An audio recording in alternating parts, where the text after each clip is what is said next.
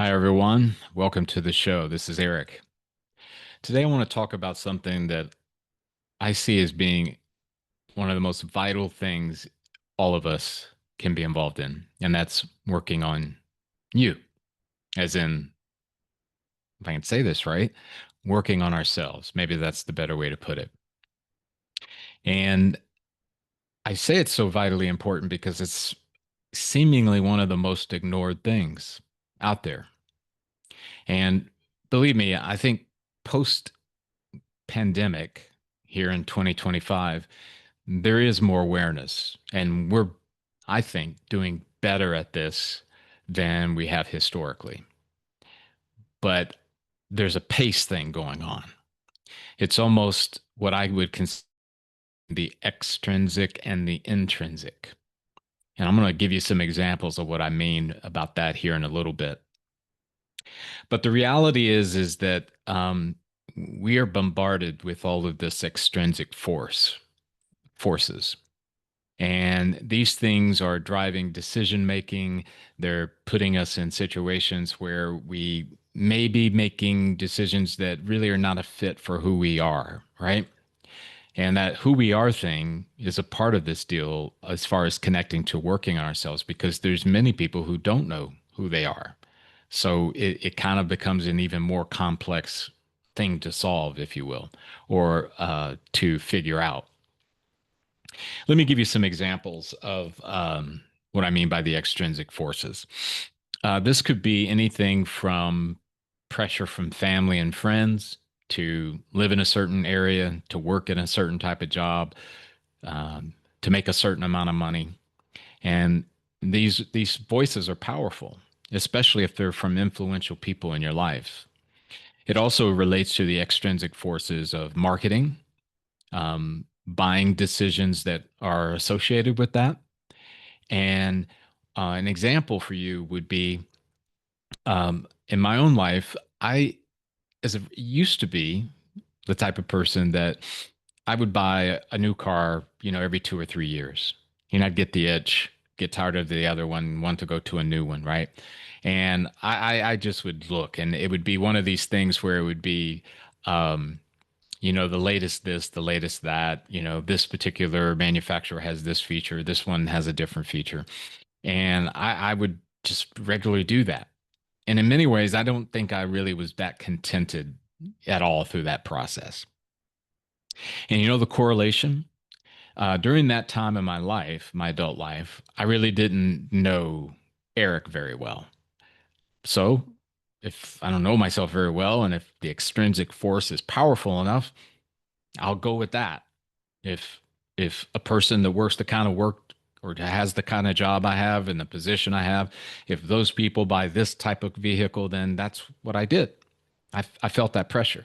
I maybe wouldn't have admitted that, but that's what was driving the decision, no doubt, as I look back. But fast forward, when it was kind of the timing when I got kicked out of the corporate world, I began a journey of getting to know myself better. Maybe I didn't feel the same pressure that I did inside of that world. So I felt a little freer to kind of try to understand myself better. What do I want? Where do I want to live? What do I want to do? What's the future from? What do I think my vision of the future could be? And it was a long, long journey. But here's the correlation with the vehicle. I drive a Mini Cooper, and I have for, boy, I wonder if we could do my math here, maybe the last 10 years. Um, and I drive a Mini Cooper because it fits me. The correlation being when I began to know Eric better and better, I began to understand what it is that I wanted and what type of vehicle was a fit for me. And I remember my son some years ago asking me, "So, Dad, what's your dream car? If you could have any car you wanted, what would it be?" I said, "I already have it. It's a Mini Cooper." And he looked at me like, "Well, okay, but wouldn't you want something like a Porsche or a Ferrari or whatever?" No. I said, one exception might be I might want a John Cooper Works version of the Mini, but no, the Mini is a fit for me. I'm intrinsically motivated that way. And it's not me trying to tell you what vehicle you should buy, but I think there is a connection. And that's just a small one. That's a material thing. What about the work you do? Why are you there? Is it a fit? And you may be fabulously successful at it. You may have the applause of people all over the place because of your great work, but that's extrinsic. What about intrinsic? How are you doing with that? Another area that has posed a bit of the problem is this thing we call AI, and maybe AI/slash technology. This lack of working on ourselves has moved us backwards, but it's interesting to me, maybe it's ironic, that technology has advanced and advanced at a fast, fast pace. It's almost in some ways like, what happened? Why would we do that? Well, this podcast episode is not designed to unwrap that one. I'm just identifying a problem or an extrinsic force, if you will. Another is fear and that connection to potentially trauma. Sometimes when those events happen to us, we it shapes how we will go about living our lives forward. If you're like me and you grew up in an environment where there was that, and my big one was abandonment, if you're not careful, that force, that fear can drive your decision making on multiple levels. And it can be maybe the highest hurdle of all the extrinsic and the thing that might block and hinder, as those other examples, are working on ourselves. So, why is it important? Well, number one, and this connects back to the technology and the AI piece, the future is going to need leaders who know themselves well and understand where they fit and where they don't.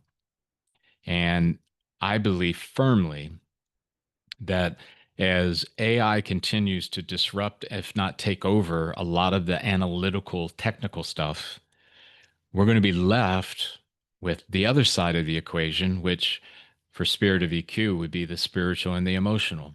I won't labor on about the definition of spiritual because if you've listened to our podcast before, you know how we define it, right? So, kind of the what makes you one of one. That's spiritual. That's the kind of spiritual we're speaking of. There's going to need to be the development of that. And that's why it's important that we are working on ourselves so that the development can happen with that spiritual side and the emotional, which, by the way, if you didn't know, spirit of EQ, there is a connection. So another is your destiny. The why are you here on the planet? I think the more that we work on ourselves, the greater the chances are that we'll make that discovery and maybe align our choices around what that destiny is. Another is our health, generally speaking. As we go through this thing called life, the better we are, the more we work on ourselves, the stronger we'll be spiritually, mentally, emotionally, physically, all of those. Consider those to be the supporting legs of the stool, if you will. Vitally, vitally important. So, how do we do it? How do we work on ourselves? And that might be a duh for some of you out there, but I'll just go into what I think are some things you can do. This is not an exhaustive list. There could be others that I'm not mentioning, but for us, the competency of intrinsic motivation is a key one, is building that muscle, getting stronger and stronger with knowing intrinsically what it is you want, right? Being able to blunt all those messages is that say you should be this, you should do that, you should buy this, you should buy that, you're good enough, you're not good enough, all of the things that continually war with us. And I don't think there's any substitute uh, out there for the intrinsic. And once again, I think it's a pathway to get to uh, our destiny. It's a pathway for better health. So, intrinsic motivation. Again, we've done episodes on intrinsic motivation. There's things that you can find related to that. And maybe on our YouTube channel, there could be a video, an interview, anything of that nature. Intrinsic Motivation is a really, really important tool. Another thing that I would put forward to you is a journey of self knowledge, getting to know yourself better. Now, the key here is curiosity. You will need a lot of curiosity because if you're like me, there's going to be some things you're going to discover and that you will know about yourself that maybe you're not super fond of. Maybe it maybe repulse you. You might feel shame.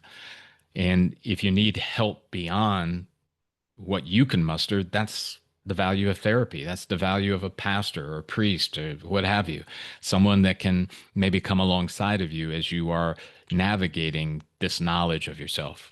But in of itself, it's such an important pursuit because the better you know yourself, you know, it positions you for better decision making, doing and being involved in things that make sense for who you are. And it does come down to that because far too many people being tossed about like a wave on the ocean by these extrinsic forces, right? That lead us to do things that really are not a fit. And by the way, another recommendation on how to do this, sort of the last thing, you don't have to jump into the deep end of the pool. You don't have to get it all done tomorrow. You can take a step and then another step. You can make progress. When it makes sense to make big gains, go ahead. But what I have found, most of this is about showing up and making progress every day. So if you can get to know yourself a little better every day, if you can focus in on strengthening that muscle of intrinsic motivation every day, it's going to lead to a great outcome for you and for me. And it's an ongoing pursuit. Trust me in that. I know that for sure. So, hopefully, what this episode's done for you is to illustrate why it is so important for you to work on yourself. That should be the highest priority in my mind, in our minds collectively. Again, there are other things you got to work on. There's other things that are important, not an exhaustive this and this alone. But I can't think of anything better, anywhere to start than that. Thanks for tuning in. We look forward to being with you the next time. Take care.